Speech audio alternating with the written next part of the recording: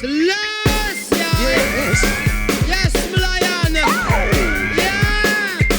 No! Una Gangnam Style still pulse, you know? Comment, par où commencer? So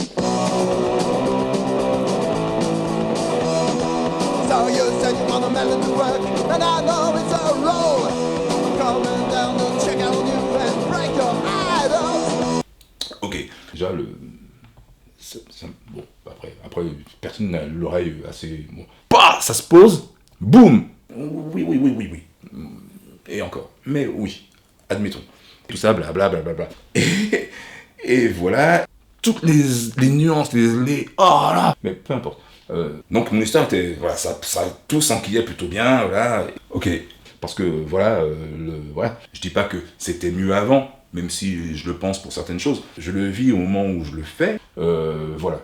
Attends, mais ce rapport que j'ai avec la musique est particulier. C'est comme la création du monde. Et après ce qui s'est passé, je serai musicien. Je m'appelle Gangster, je serai musicien. C'est mon parcours.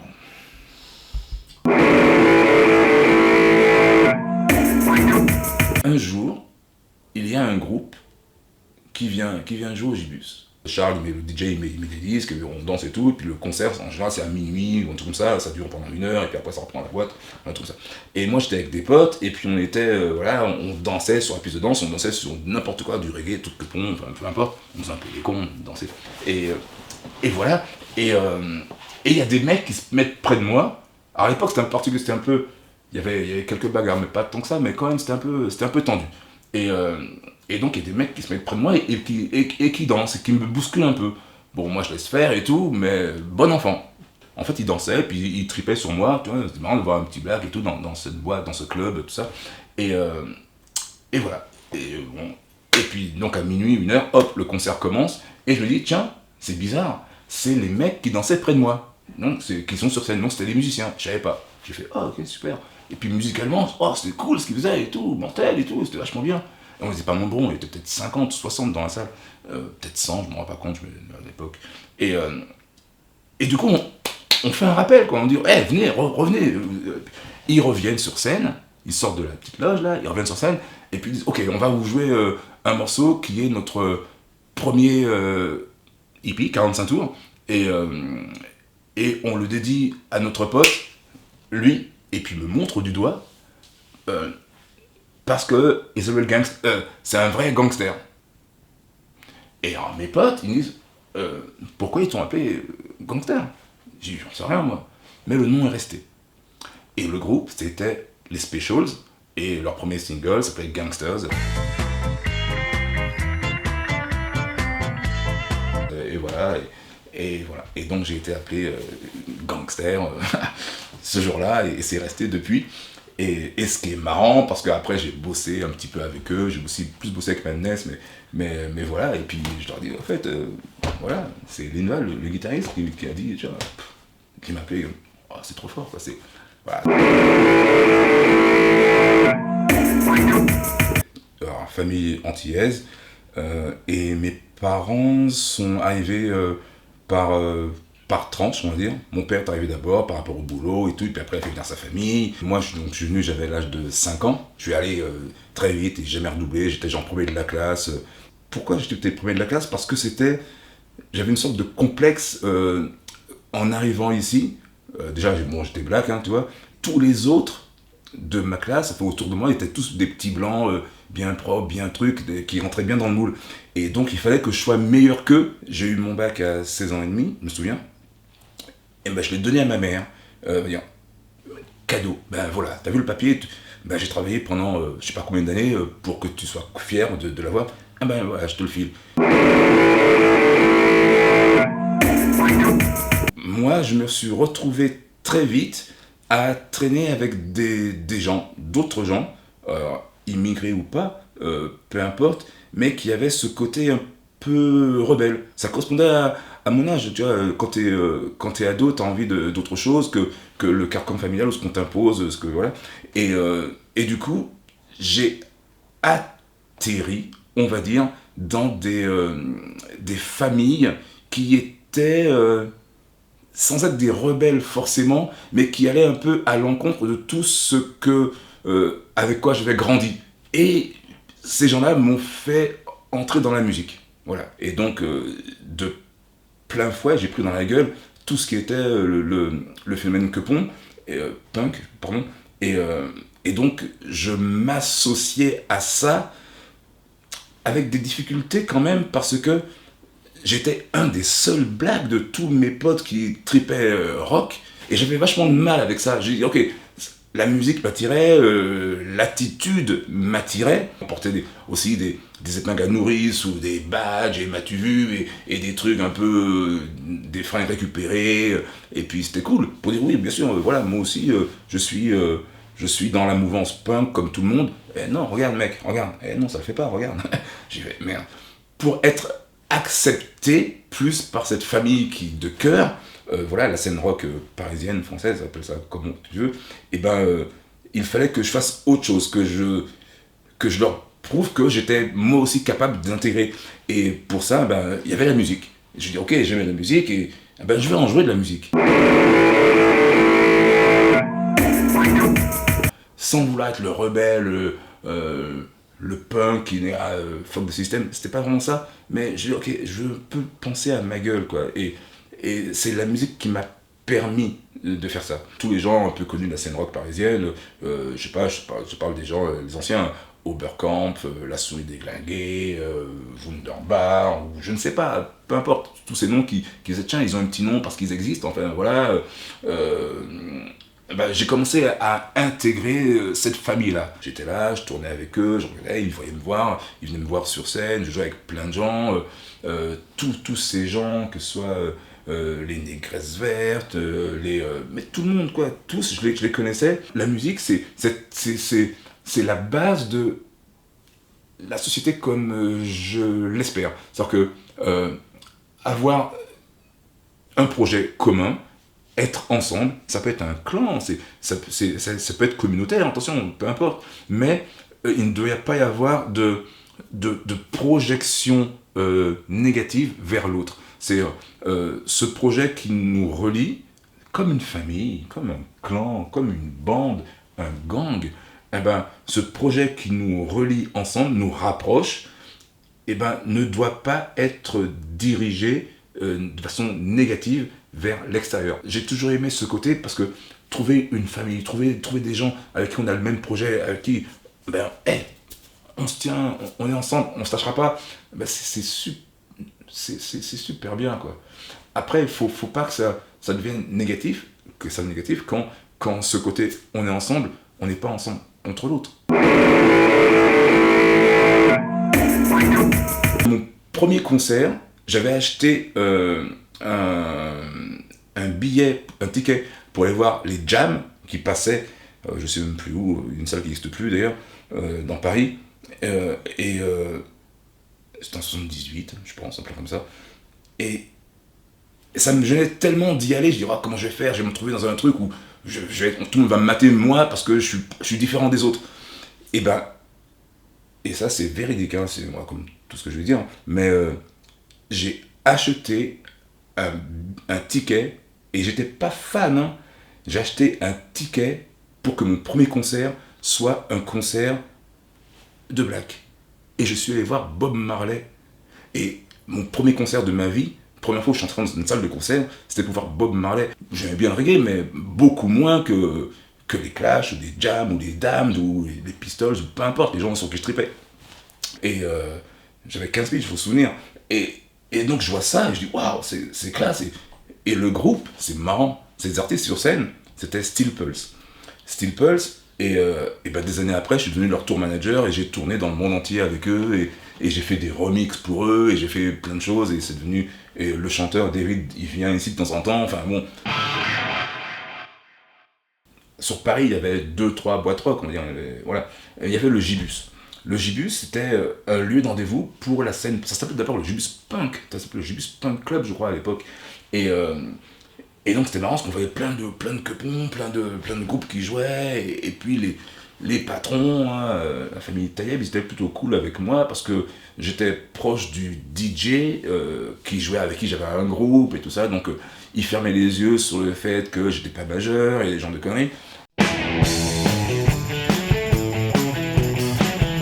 groupe Téléphone, qui était Téléphone à l'époque, qui était encore unique, on était vraiment, on était proche d'eux, Martial et moi on était proche d'eux.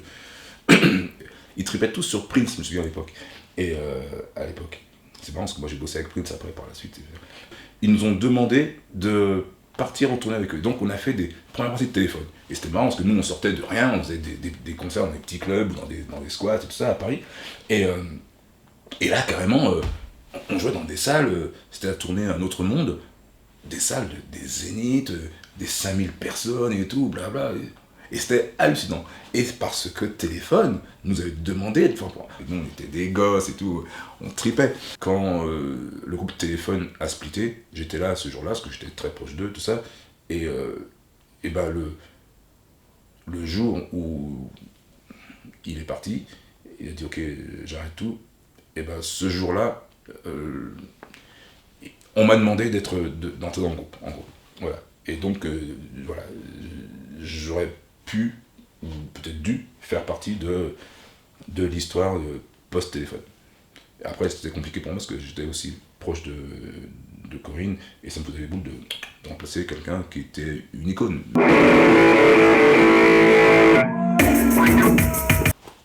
On a monté un groupe de ska et j'avais 16 piges. On s'était appelé, je crois, Cellule 04. Mais me demande pas pourquoi. Et après, on s'est appelé Les Suspects. Ça a vite tourné à Walou, à rien du tout. Mais j'avais pris le virus. Et quand j'ai arrêté la fac, je suis parti vivre à Londres, voilà, dans les squats et tout ça, blabla, comme beaucoup de monde à l'époque.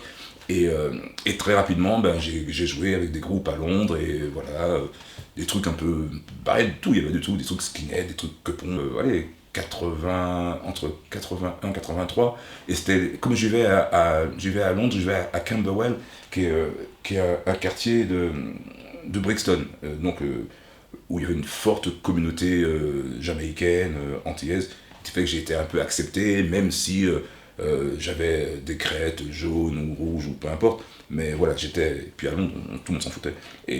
Mais par contre, voilà, il y avait un peu, je pouvais me montrer patte noire dans le quartier, et c'était plutôt cool de me faire accepter. J'ai connu Martial, avec qui j'ai grandi, c'était mon frère d'armes, il était batteur, et voilà. Et toujours est-il qu'on a joué ensemble, puis les gens parlaient de nous comme étant la section rythmique parisienne, voire française, voilà, parce qu'on jouait un poil mieux que la moyenne des gens qui étaient dans la scène punk, voilà. On jouait dans les squats parisiens, toute la scène, Palikao, on faisait tous ces trucs-là. Et donc voilà, Martial, c'était génial de bosser avec lui, un super batteur. Et puis Jean-Paul, Diego Pop, super guitariste, voilà, super guitariste. Vraiment un grand black, africain, Martial, petit black, africain, et moi au milieu entre les deux. Et voilà, et donc on était la base, on était les trois musiciens black de la scène parisienne.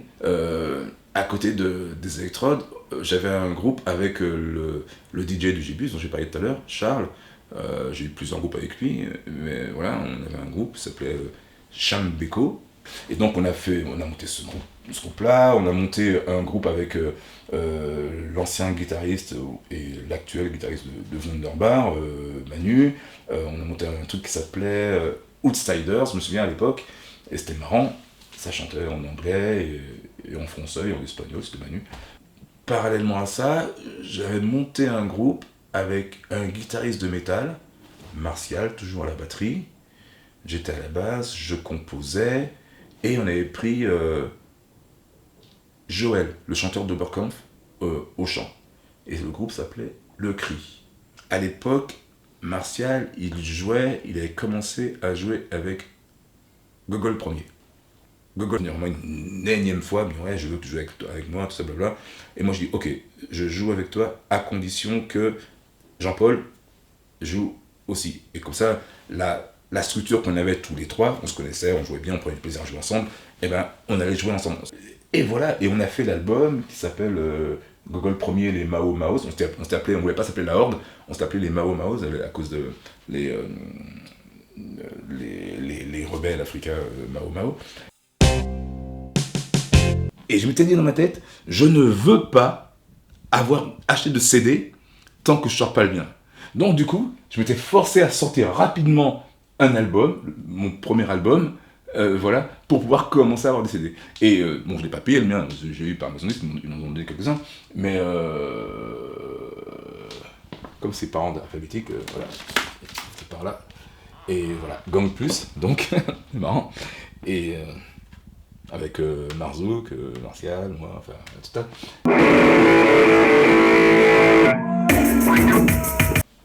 Et donc ce fameux studio où Garage a mis des montants, qui étaient des potes qui avaient, eux, senti le truc, et puis ils étaient intelligents, et puis c'était des gens super, et ben ils avaient donné leur chance à plein de groupes de rock français. Marcel et moi, on avait les clés du studio, et on pouvait y aller quand on voulait. Voilà, et donc, et c'était cool, parce que la journée, par exemple, il y avait, je sais pas, l'Erita Mitsuko qui enregistrait, ou Jacques Viau, ou j'en sais rien, des groupes rock de l'époque, ou autres. Ah ben, la nuit, tiens, ils n'avaient pas de séance, ah ben, ils nous disaient, ben, allez-y. Et donc on y allait, et puis nous on travaillait, on jouait, on faisait des trucs. Et puis on savait un peu servir du matériel, de la table et tout ça, blabla, et on a fait nos armes là-bas, quoi.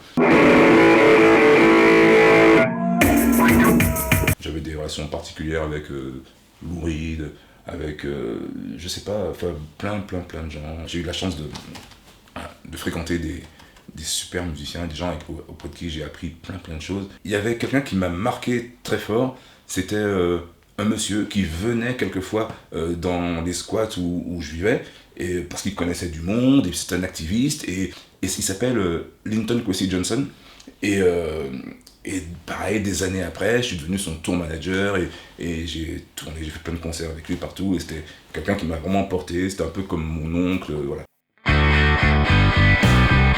Je me souviens, quand j'habitais à Londres, ben, je croisais quelquefois Joe Strummer, qui était plutôt bienveillant à mon égard. Et lorsqu'on a commencé à me donner du travail en tant que régisseur, ou je ne sais trop quoi, m'occuper d'artistes, et ben on m'a très vite aiguillé sur les Red Hot Chili Peppers, qui sont devenus des potes. Les Red Hot, ils me parlent de plein de trucs et tout ça, et puis ils me parlent des Fishbone, des Fishbone. Et carrément, ben, on va dire, un an après peut-être, oui peut-être au moins un an après, voire plus longtemps que ça, on me dit, tiens, il y a une tournée, voilà, ben, tu vas la faire. Et c'était ma première tournée de ma vie, et c'est des Fishbone, groupe dont j'étais fan. Et voilà, et je les vois, et puis on est devenu, tout de suite, ça a matché. Moi, il y a un monsieur que j'adore, c'est George Benson, avec qui je travaille régulièrement depuis des années, et ben, alors lui, quand tu l'écoutes parler, mais c'est incroyable, tout ce qu'il a vécu, tout ce qu'il a fait, les gens qu'il a approchés, qui l'ont approché, et bon, et le succès, et voilà, et comment c'était des hauts et des bas, et aux États-Unis avec la ségrégation, tout ce par quoi il est passé, des trucs, et tu le vois, il prend un putain de plaisir tous les soirs, il monte sur scène, il a 75 ballets, mais c'est incroyable, quoi, c'est